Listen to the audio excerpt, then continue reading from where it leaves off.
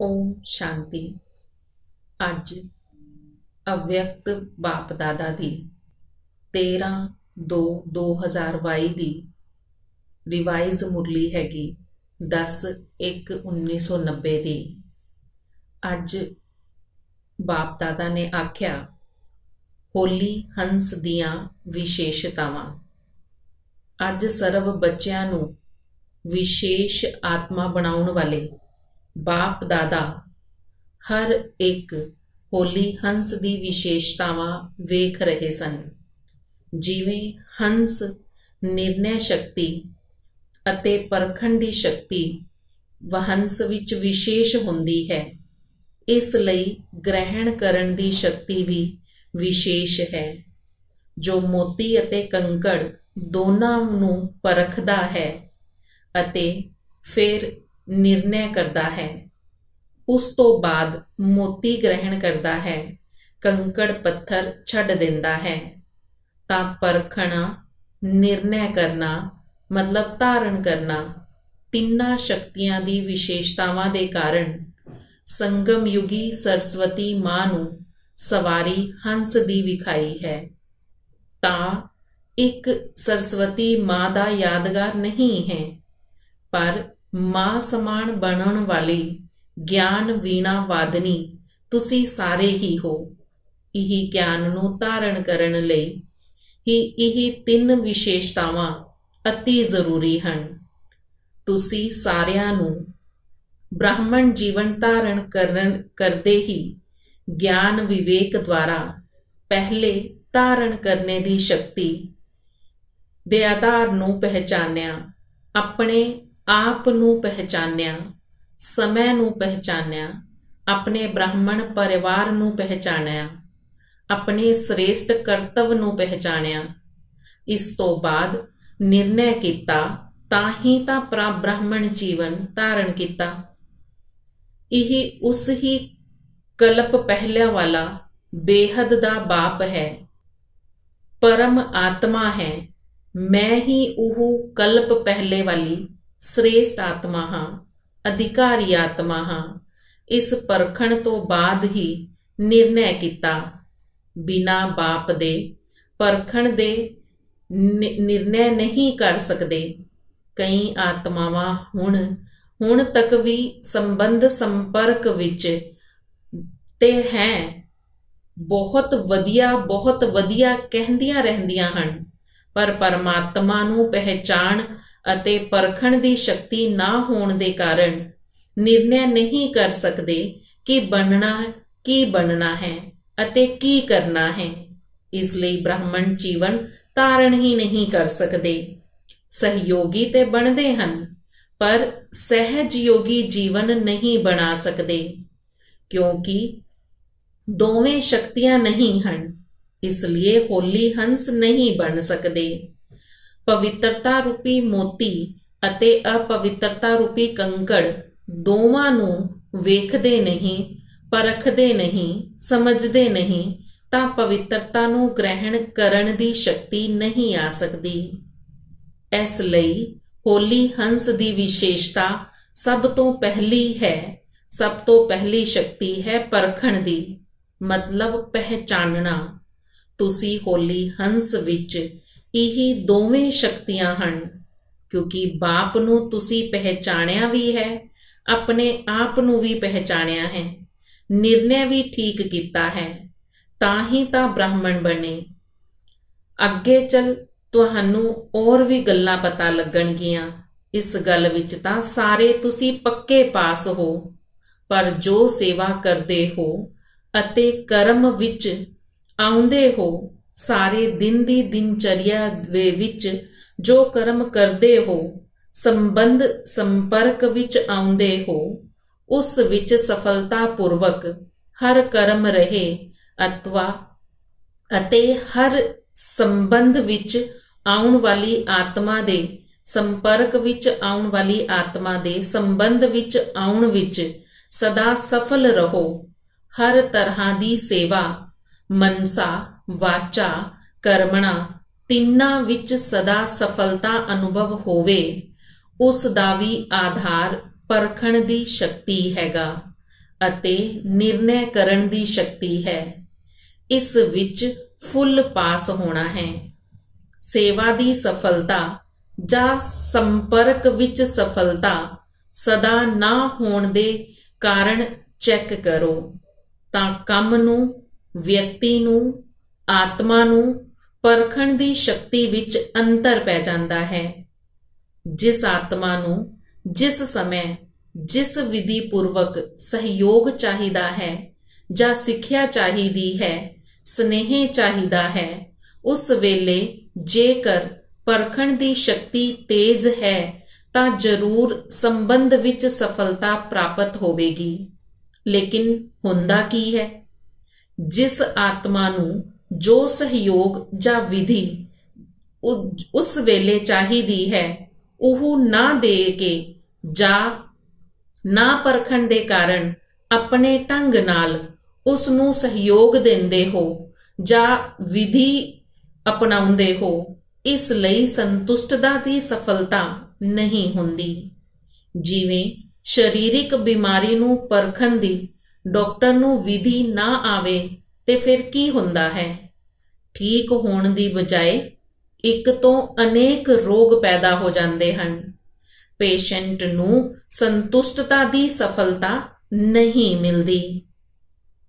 ਜਿਸ ਨੂੰ ਸਾਧਾਰਨ ਸ਼ਬਦਾਂ ਵਿੱਚ ਬਾਪ ਦਾਦਾ ਆਖਦੇ ਹਨ, ਹਰ ਇੱਕ ਨੂੰ ਨਬਜ ਨਹੀਂ ਪਹਿਚਾਨਣੀ ਆਂਦੀ। ਚੱਲਣਾ ਅਤੇ ਚਲਾਉਣਾ ਵੀ ਜ਼ਰੂਰੀ ਹੈ ਤਾਂ ਕਿ ਕਰਨਾ ਪਵੇਗਾ। ਪਹਿਚਾਨ ਮਤਲਬ ਧਾਰਨ ਕਰਨਾ, ਪਰਖਣੇ ਦੀ ਸ਼ਕਤੀ ਨੂੰ ਤੀਵਰ ਕਰਨਾ ਪਵੇਗਾ। ਇਸ ਵਿੱਚ ਅੰਤਰ ਪੈ ਜਾਂਦਾ ਹੈ, ਜਿਸ ਨੂੰ ਤੁਸੀਂ ਸਾਧਾਰਨ ਭਾਸ਼ਾ ਵਿੱਚ ਕਹਿੰਦੇ ਹੋ ਹੈਂਡਲਿੰਗ ਦਾ ਫਰਕ। ਕਹਿੰਦੇ ਹੋ ਨਾ, ਇਸ ਦੀ ਹੈਂਡਲਿੰਗ ਪੁਰਾਣੀ ਹੈ ਤੇ ਇਸ ਦੀ ਹੈਂਡਲਿੰਗ ਨਵੀਂ ਹੈਗੀ। ਇਹ ਅੰਤਰ ਕਿਉਂ ਪਿਆ? ਕਿਉਂਕਿ ਹਰ ਸਮੇਂ ਹਰ ਆਤਮਾ ਅਤੇ ਹਰ ਕਰਮ ਨੂੰ ਪਰਖਣ ਦੀ ਸ਼ਕਤੀ ਚਾਹੀਦੀ ਹੈ। ਟੋਟਲ ਪਰਖਣ ਦੀ ਸ਼ਕਤੀ ਆ ਗਈ ਹੈ, ਲੇਕਿਨ ਵਿਸਤਾਰ ਨਾਲ ਅਤੇ ਬੇਹੱਦ ਦੀ ਪਰਖਣ ਦੀ ਸ਼ਕਤੀ ਦੀ ਹਜੇ ਵੀ ਲੋੜ ਹੈਗੀ। ਉਸ ਵੇਲੇ ਆਤਮਾ ਦੀ ਗ੍ਰਹਿਣ ਸ਼ਕਤੀ ਕਿੰਨੀ ਹੈਗੀ ਇਹ ਵੀ ਚੈੱਕ ਕਰੋ। ਵਾਯੂਮੰਡਲ ਕੀ ਹੈਗਾ?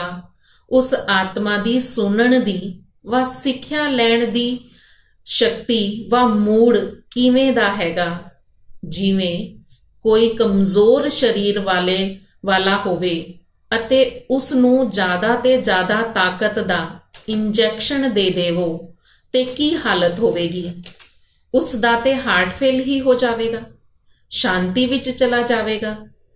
ਇਵੇਂ ਹੀ ਜੇਕਰ ਸੰਬੰਧ ਵਿੱਚ ਆਉਣ ਵਾਲੀ ਆਤਮਾ ਕਮਜ਼ੋਰ ਹੈ, ਆਤਮਾ ਵਿੱਚ ਹਿੰਮਤ ਨਹੀਂ ਹੈ, ਲੇਕਿਨ ਤੁਸੀਂ ਉਹਨੂੰ ਸਿੱਖਿਆ ਦਾ ਡੋਜ਼ ਜ਼ਿਆਦਾ ਦੇ ਦੇਵੋ ਤਾਂ ਉਸ ਦਾ ਮੂਡ, ਸਮਾਂ, ਵਾਯੂਮੰਡਲ ਪਰਖ ਨਾ ਸਕੋ ਤਾਂ ਰਿਜ਼ਲਟ ਕੀ ਹੋਵੇਗੀ? ਇੱਕ ਤਾਂ ਦਿਲ ਸ਼ਿਕਸਤ ਹੋ ਜਾਵੇਗਾ ਅਤੇ ਸ਼ਕਤੀ ਨਾ ਹੋਣ ਕਾਰਨ ਗ੍ਰਹਿਣ ਨਹੀਂ ਕਰ ਸਕੇਗਾ। ਹੋਰ ਹੀ ਜਿੱਦ ਅਤੇ ਸਿੱਧ ਕਰਨ ਵਿੱਚ ਹੀ ਆਪਣਾ ਟਾਈਮ ਲਗਾ ਦੇਵੇਗਾ। ਤੁਸੀਂ ਤਾਂ ਚੰਗੀ ਭਾਵਨਾ ਨਾਲ ਕੀਤਾ, ਲੇਕਿਨ ਸਫਲਤਾ ਨਾ ਮਿਲਣ ਦੇ ਕਾਰਨ ਪਰਖਣ ਅਤੇ ਨਿਰਣੈ ਕਰਨ ਦੀ ਸ਼ਕਤੀ ਘੱਟ ਹੈ। ਇਸ ਲਈ ਸਫਲਤਾ ਮੂਰਤ ਬਣਨ ਵਿੱਚ ਪਰਸੈਂਟੇਜ ਹੋ ਜਾਂਦੀ ਹੈ।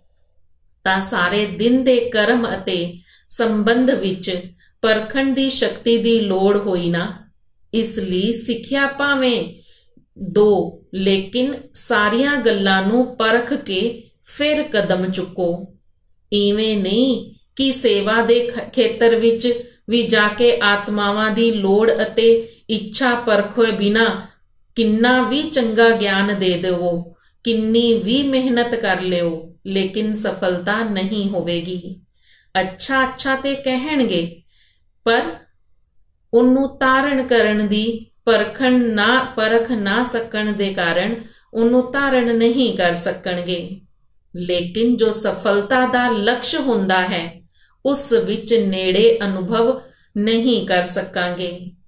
ਪਰਖਣ ਦੀ ਸ਼ਕਤੀ ਬਹੁਤ ਜ਼ਰੂਰੀ ਹੈਗੀ।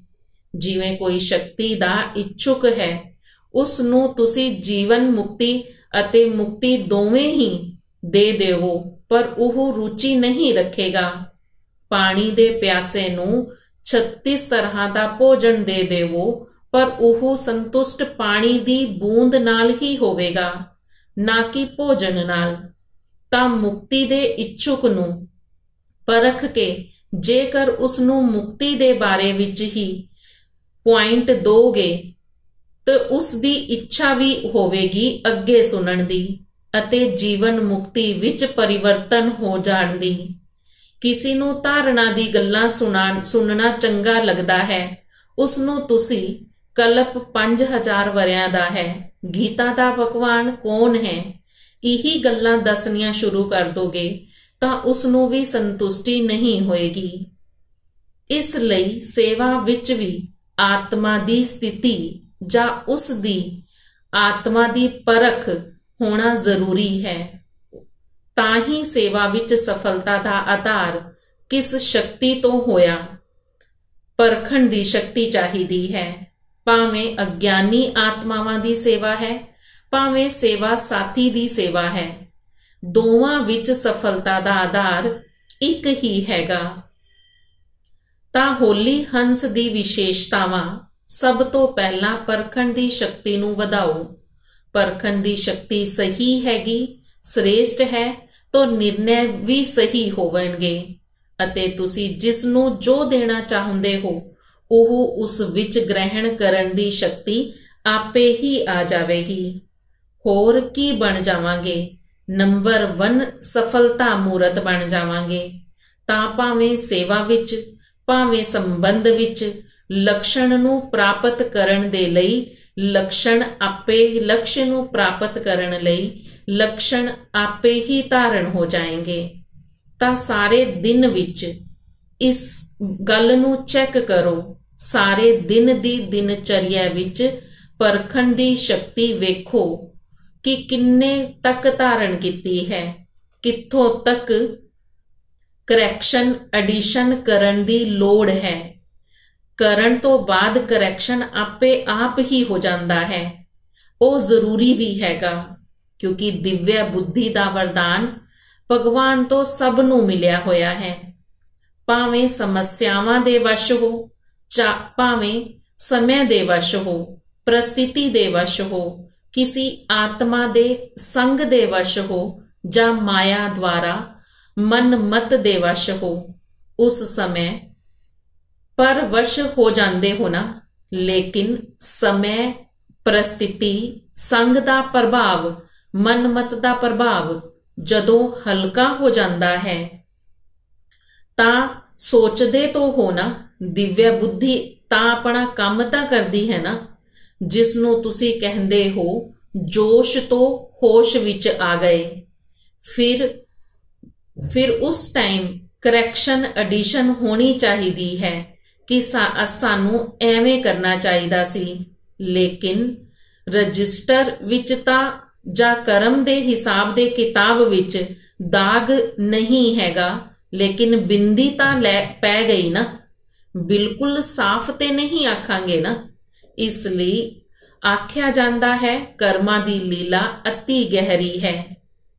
ਟੀਚਰਸ ਤਾਂ ਕਰਮਾਂ ਦੀ ਲੀਲਾ ਨੂੰ ਚੰਗੀ ਤਰ੍ਹਾਂ ਜਾਣ ਗਈਆਂ ਨੇ ਨਾ।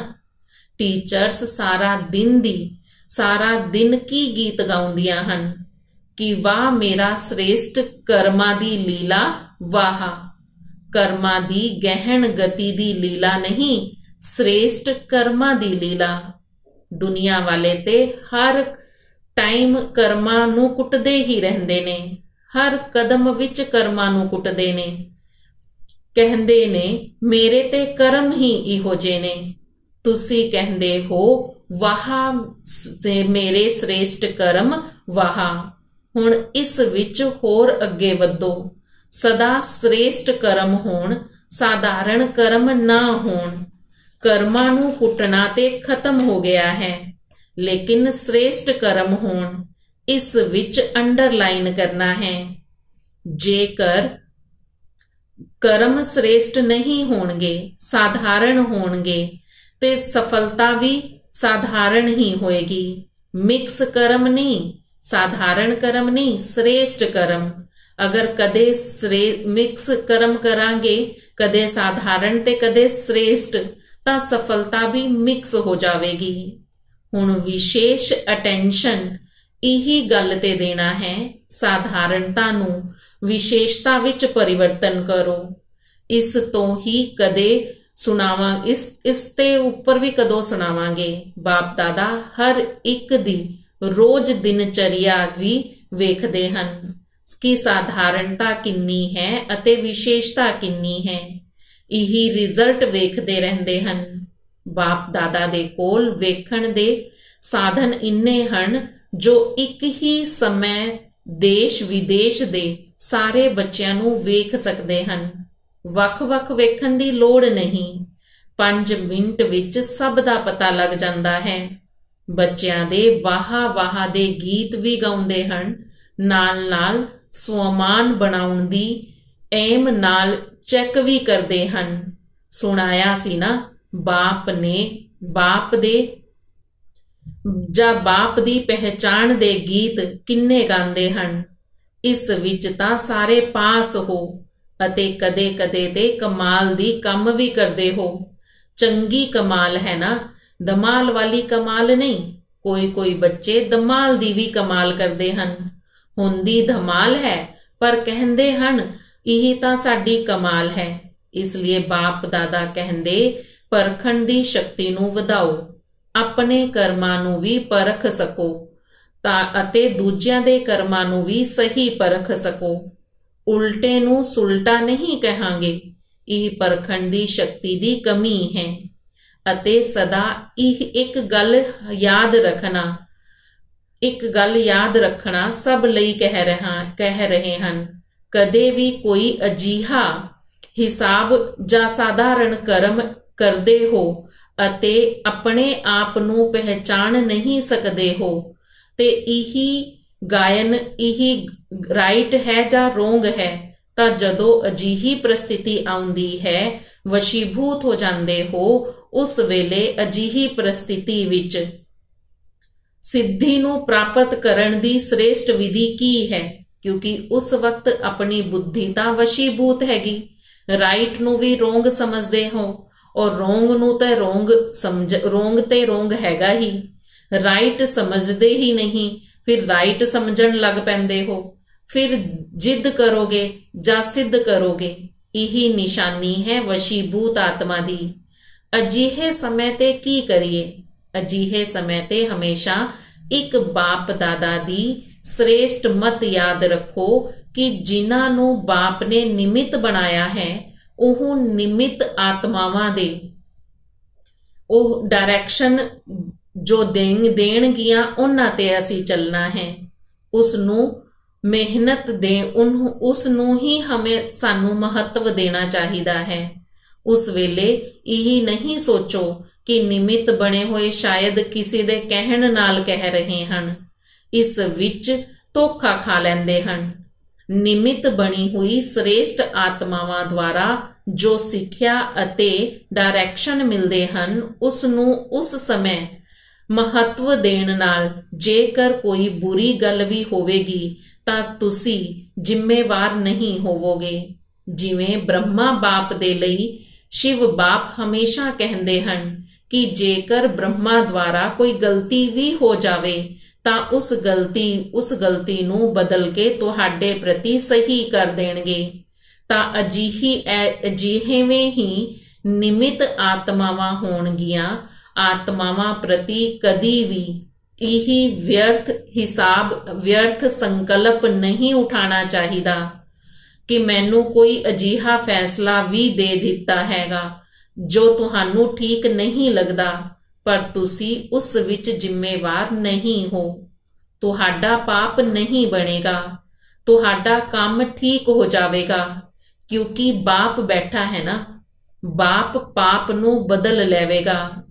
यही गूढ़ रहस्य है, गुप्त मशीनरी है। इस लई निमित बनाया होया नू श्रेष्ठ आत्मावां नू श्रेष्ठ डायरैक्शनां नू महत्व नाल कम विच लाओ। इस विच तुहाडा फायदा है, नुकसान भी बदल के फायदे विच हो जावेगा। यही बाप दी गारंटी है। समझा? इस लई सुनाया कि कर्मा दी लीला वड्डी विचित्र हैगी। बाप जिम्मेवार है, जिन्हां निमित बनाया है उसका भी जिम्मेवार बाप है। तुहाडे पाप नू बदलन दा जिम्मेवार भी बाप ही हैगा। इवें ही निमित नहीं बनाया है, सोच समझ के ड्रामा दे लाभ और हानि नू निमित बनाया गया है। निमित बनाया हुई आत्मा नू समझ के फिर अगे पुरुषार्थ उन्हां दी गल नू महत्व देना है। बाप दादा तां अति स्नेह सारे बच्चियां नाल रखदे हन। इवें नहीं कि निमित बनिया होया नाल ही प्यार हैगा, दूजियां नाल नहीं। यही प्यार दे कारण ही तुहानू डायरैक्शन देंदे हन। प्यार नहीं हुंदा ते क्यों कहंदे? जिवें चल रहे हो फिर चलदे रहिंदे। जद इन्नी हिम्मत रखी है अते ब्राह्मण जीवन विच चल रहे हो, उड़ रहे हो, तां छोटी जी कमजोरी नू क्यों नहीं निकाल सकदे? यही है प्यार। प्यार वाले दी कमी कदी नहीं वेखी जांदी। यही है प्यार दी निशानी। जिस नाल दिल दा सच्चा प्यार हुंदा है उस दी कमी नू हमेशा अपनी कमी समझदे हन।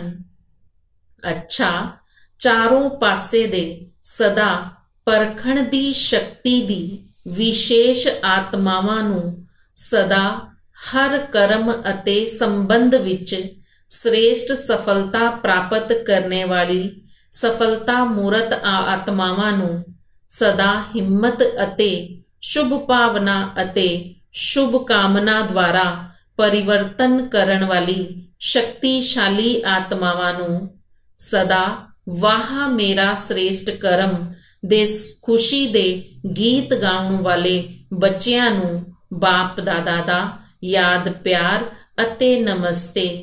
रूहानी बच्चियां दी रूहानी बाप नू नमस्ते। अज दी मुरली दा वरदान हैगा, शांति दी शक्ति नाल संस्कार मिलन द्वारा सर्व कम सफल करन वाले सदा निर्विघ्न भव। शांति दी शक्ति नाल संस्कार मिलन द्वारा सर्व कम सफल करन वाले सदा निर्विघ्न भव। सदा निर्विघ्न उहू ही रह सकते हन जो सी फादर फॉलो फादर करते हन।